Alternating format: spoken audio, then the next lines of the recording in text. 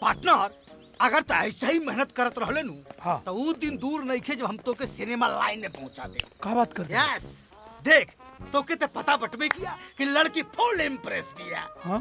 बस बाबू हाथ जोड़तानी कि ते अपन दिमाग मत लगाइए। अच्छा कहे से कि जब ते अपन दिमाग लगावे ले तो कुछ न कुछ गुड़ गोबर जरूर होला।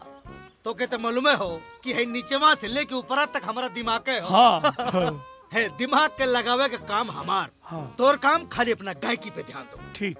ओके ओके माई कहाँ डूबल रहा लोग हैं? अरे माई हाँ। गृह लक्ष्मी लावे के तैयारी हो रहल बा। अच्छा हे माई हमके तो लागे तो पंडितवा के बात सही हो जाई। सुना हाँ ओ पोंगा पंडित में ना तोरे चच्चा के भरोसा होई हमारा के ना। हे माई ऐसन बात नहीं खे उ लागत पंडित जी के बात एकदम सही है। सचो सच्चो।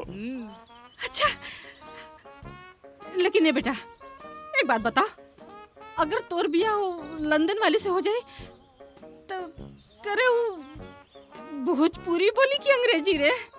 ए चिंता मत करा उ खाली लंदन में रहल बिया ओकर पूरा संस्कार भोजपुरी वाला है। अच्छा अच्छा तब ठीक बा। माई अगर एक बार लुग्गा पहन के घूंघट निकाल के तोरा सामने आ गई नू तो तोर कलेजा जुड़ा जाई। अच्छा तब ठीक बा। अरे क्या बात हो रहल बा जी? अरे एकरा के लंदन वाली लड़की मिल गई जी। अरे ये केने केने सा? कहाँ मिल गई? एक बात और मिलल हो गई तू तो भागई ना। कहीं वो चंद्रशेखर के बिटिया तो नहीं खे? अरे मुखिया एक बात सुन ल, जब आँखी से देखा तब ये बोलल करा न तो गांव के सारा लोग तोहरा के पगली कही पगली। ठीक बा हमरा के हमरा बेटा पर भरोसा बा बुझाइल। आ एक बात और सुन ली आज से खाना पानी चाहे ना तो अंग्रेजी सीख ली। हाय देखा अरे जवानी में हम पढ़बे ना कैली अब बुढ़ौती में इंग्लिश पढ़ी अंग्रेजी। अब सीख ला मीता न तो बाद में गड़बड़ हो जाई। अब ओके ओके ओके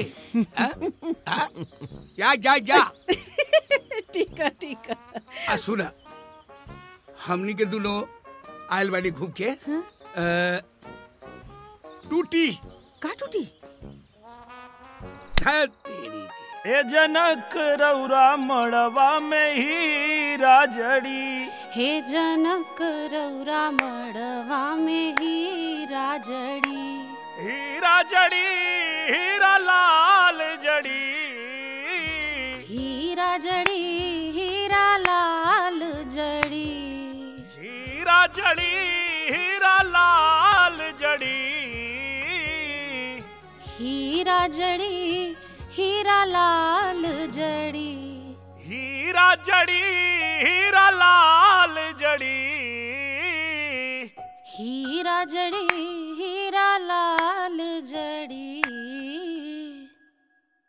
अच्छा उस शादी में जो औरत लोग कुल गारी देवेली वो कैसे देवेली? अरे वो छोड़ा जाएगा। अरे बतावा ना प्लीज। पक्का? हाँ बुरा ना मन बुना ना। दुल्हा का बहिनी तजीरा पछोर अभी चे बजरिया में भंटा गोर।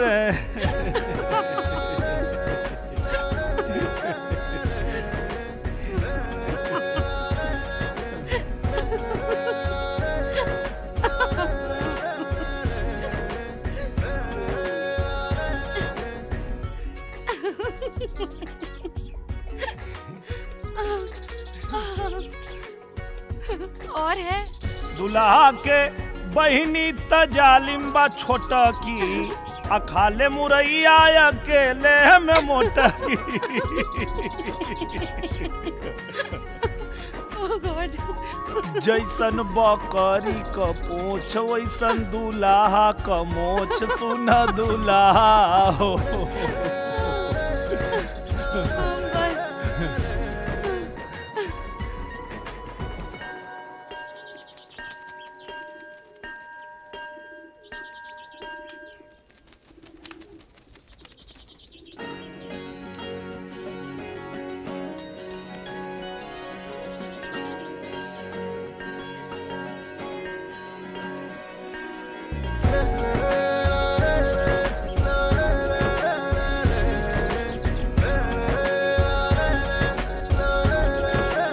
देखता रहा बेटा?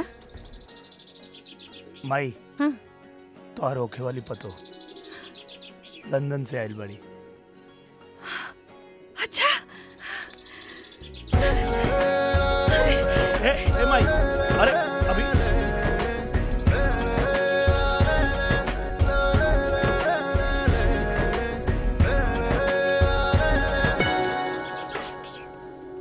बड़ी सुंदर बिया हमरा बेटा को पसंद।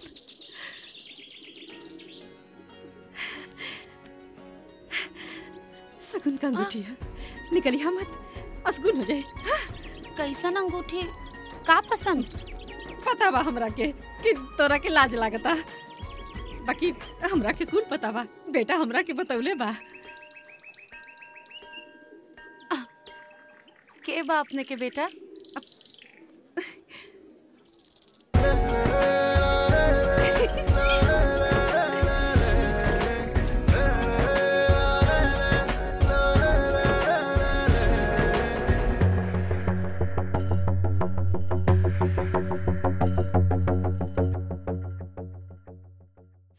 दिल तो करता है कस के थप्पड़ मारी। कहे 2-4 दिन तो से हंस बोल के बात का कर लेनी, ओकर ई मतलब समझ लो तू। हमार शादी तय हो चुकल बा, मेहरबानी करके अपन नजरिया बदल लो, वरना अगर हमरा परिवार के लोग के पता चली ना तो तोहर नजर निकाल ली है। नजर निकलला के बाद भी हमरा आंख में तोहरे तस्वीर नजर आई।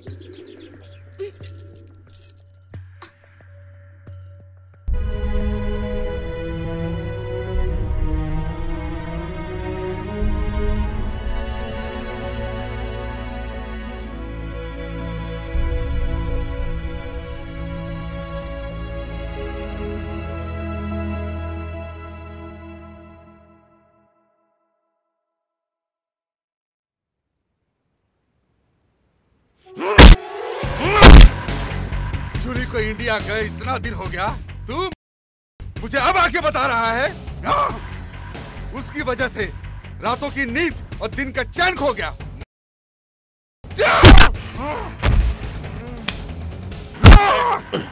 मैं तेरा बाप हूँ, बाप। इसी बात का तो रोना है। जूली जूली इंडिया चली गई और आप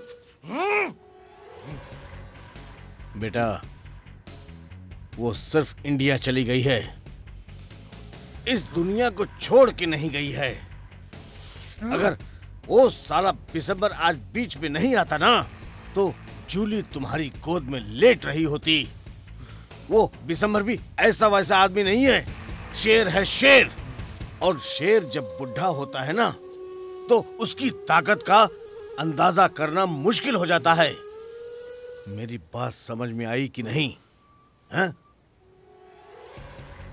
तो फिर एक बात कान खोलकर सुन लीजिए, जूली मेरी गोद में नहीं, दिल में बैठी है, दिल में।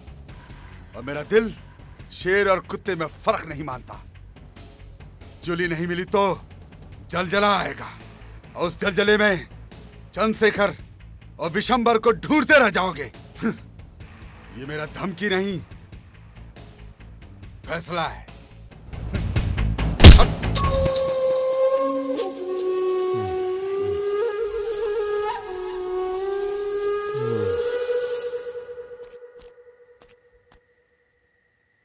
का भेल रे? मुंह लटका के कहां बैठल बड़े? कुछ ना यार। अरे तो कुछ बोलबा कि मौनी बन के बैठल रहबा? अरे यार, जूली की शादी तय हो गई। अरे तो शादी तय भइल बानू, भइल त ना बा। अरे तो दूसरा के खेत में लात डालल भी तो ठीक नहीं खे। अब मान ले खेत करम जरुआ निकलल तो गर्म जरुआ मतलब?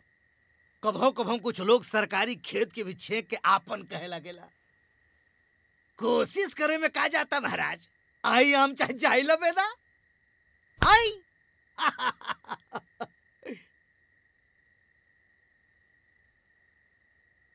बिना आहट के आंखों से दिल में उतरते हो तुम, खुदा कसम क्या लाजवाब इश्क करते हो तुम। अरे सरवाई का करता रे? अबे झंडू तोरा के ना ओकरा के कहता नहीं। चलाओ बैठ। हाँ।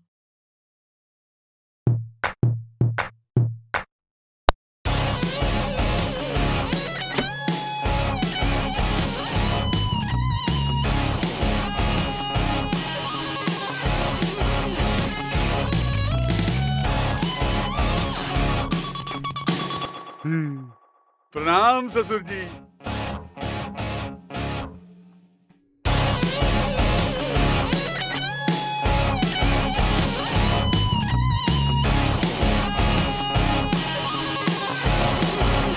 मैंने प्रणाम किया और आपने आशीर्वाद भी नहीं दिया।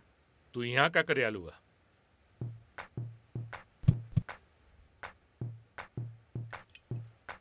मैंने सुना जूली को आपने इंडिया भेज दिया।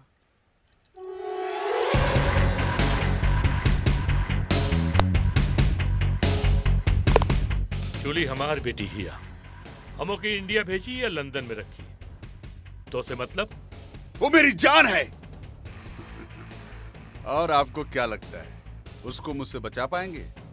हम अपने बिटिया के तो से बचा भी ले और तो से अच्छा लड़का से होकर बियाह करके भी दिखाई। जूली की शादी कब और किसके साथ होगी ये तो समय बताएगा। ससुर जी।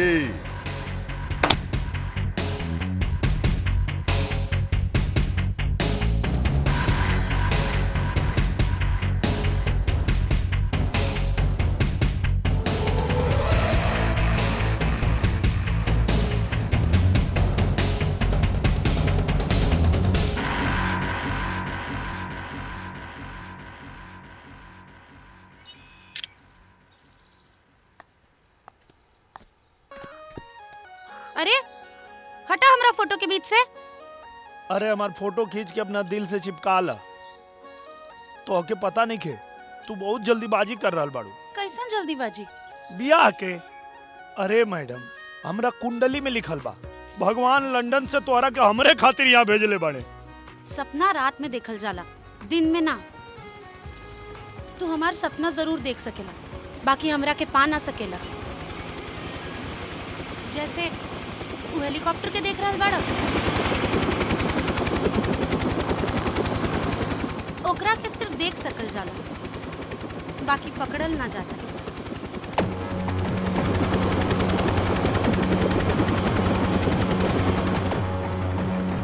हाँ? अरे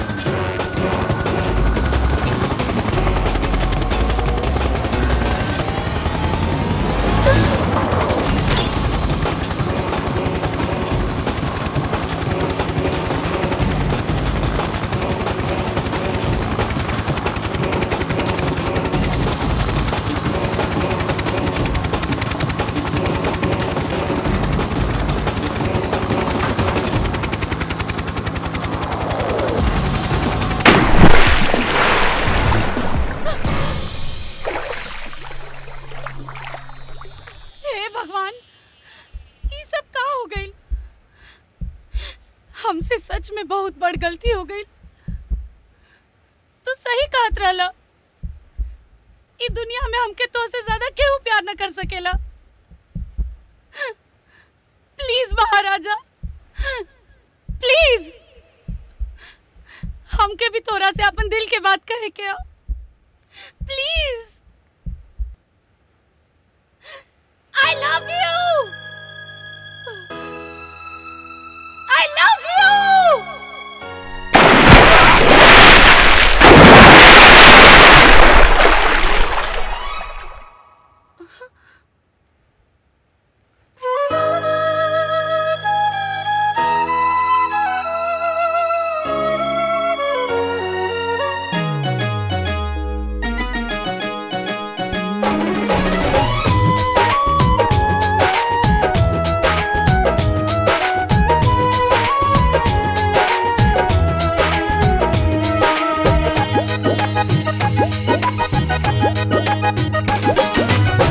चेहरा तोहार झल झल झल झल के लाल लाल ओढ़नी के छाँव में ऐसे लागे जैसे सूरज उतरल बा दरियाब में।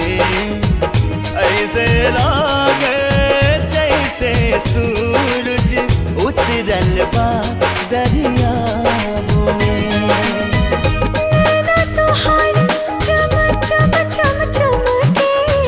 बड़ी बड़ी पलकन के छाँव में ऐसे लागे जैसे चंदा बैठल हो नाव में।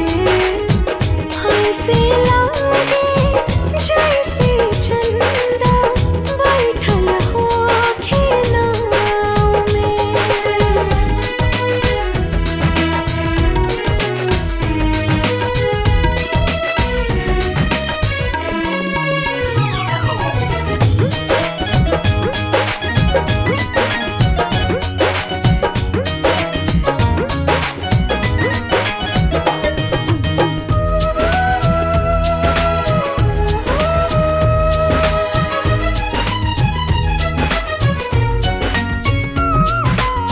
साजे सुनरता लागे बसंती जैसे फूल फुलाइल। देह की गंध सुगंध रसा हो जैसे कस्तूर छिटाइल।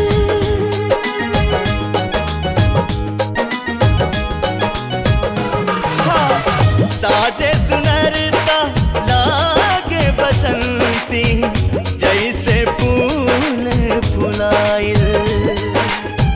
देह की गंध सुगंध रसा हो जैसे कस्तूर छिटाइल। ऐसन लागे तोहरी जवानी सुर होके ठहराव में। ऐसे लागे बोल तोहर जैसे तबला हो खानाव में। ऐसन लागे जैसे सूरज उतरल बा दरियाब में।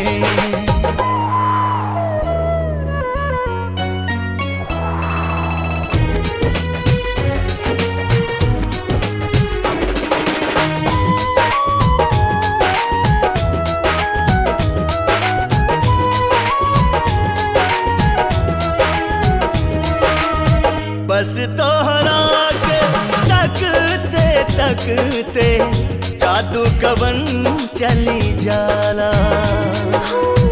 होश बेहोश तोहार खुशबू से सांस में सांस समाला।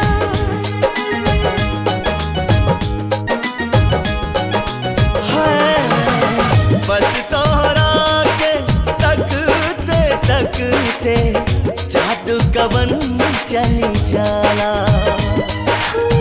होश बेहोश तोहार खुशबू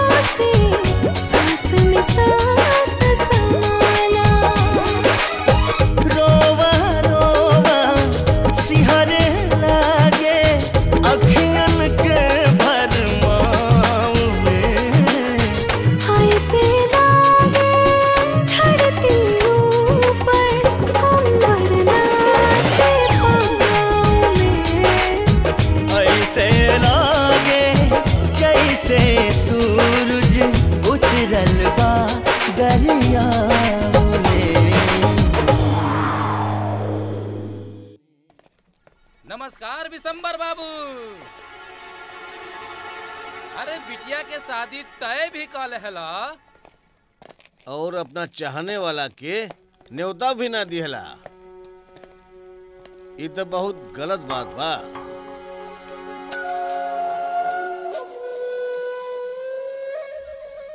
क्यों बे, तेरे को पता नहीं है? खबर बराबर वाले को दिया जाता है।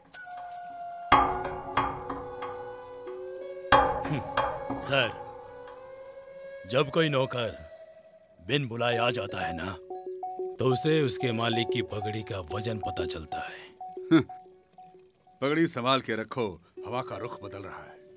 आपकी जो पगड़ी है ना, उतर जाएगी तो आपके सर का असलियत पता चल जाएगा। चुप, आवाज नहीं। दिसंबर ने तलवार पकड़ना छोड़ा है, लेकिन आज भी खून से मोहब्बत करता है। बेटा, तनी शांति रखा, पर खून में ये उबाल बरकरार रखा। पर ध्यान रहे कि हमनी के ई धंधा यह बिशंबर बाबू सिखौले बाड़े। तो जूता उतार के सर पे रख लूं? देखिए ससुर जी, मैं आपकी बेटी से प्यार करता हूं। बेटी उसी को मिलेगी जिसके हाथ में ताकत हो और पिछवाड़े में गूदा। शाबाश, अच्छा संस्कार दिया है तुमने अपने बेटे को। शादी में तो बलि नहीं चढ़ता है, लेकिन ये शादी सब लोग याद रखेंगे, क्योंकि ये शादी में जानवर का नहीं, आदमी का बलि चढ़ेगा। वो तो वक्त बताएगा।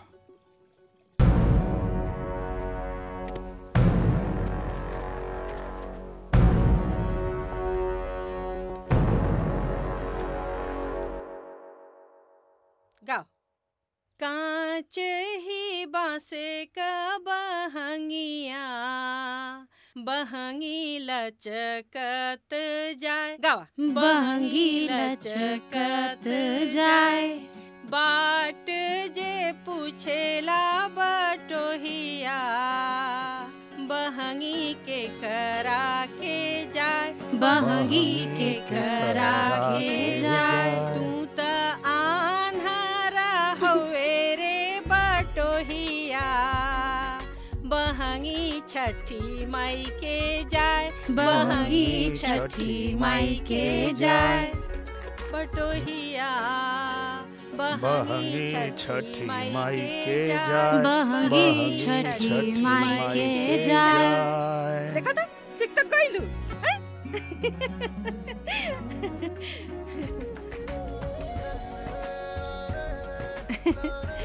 बिटिया, तो के पता बा कि कौनो भी शुभ काम करे से पहले देवी गीत से शुरुआत कइल जाला। जौन हम तो के देवी गीत सिखौले रही, चला सुनावा ता। आप तो रहुओ गाई ना। अच्छा चल। निमिया की डार मैया झूलेली झूलुआ हो की झूली झूली ना, मैया मुर्गा लेली गीतिया हो की झूली झूली ना। झूलत झूलत मैया के लागे ले पियसिया हो की चली भैली ना। ओही मालिनिया वसिया मैया चली भैली ना। ए माई, कुल काम तू ही करबू? काहे? माने है जो हमारे पार्टनर साहब हवे, हाँ। एक नंबर का लफाड़िया हवे। काहे रे? आ गीत सिखाई माई या फीस ले तू? अरे तो हमरे माई ना। हाय हाय, ये तो नई बात बता चला आज तू। अच्छा अच्छा पार्टनर, तोहके कोनो गीत आवेला कि ना? हमके आवेला ना। अरे माले कचा कचवा बनी है गोलगप्पा। मार मार मार माइये के पागल, मार। भागे से, अरे बापा रे, भागे से। बेदीन आदमी के देख लाइए। बकलो। हमरे यह आवेला तो हम का करी? इच्छा पूर्ति माई के साक्षी मान के हम तोहरा के आपन बनाओ तानी। यहाँ जौन कुछ भी मांगल जाला सब पूरा होला।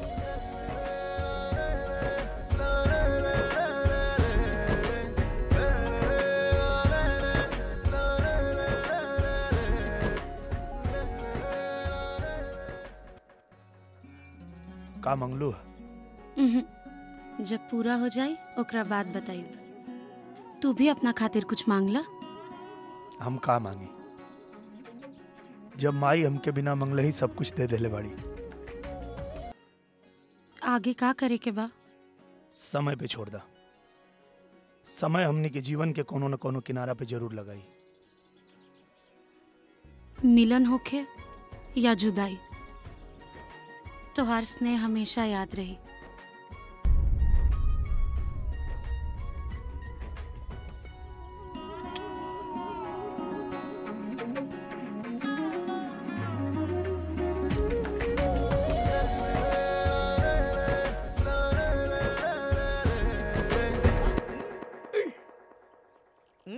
कब पार्टनर लगा तो लंदन का लड़की संग्रामेपुर रह जाई। कुछ कहो। हाँ। हमार भविष्यवाणी एकदम हे पंडित जी, भविष्यवाणी ना अंधेरा के हाथे बटेर लग गए हो। अरे जायदा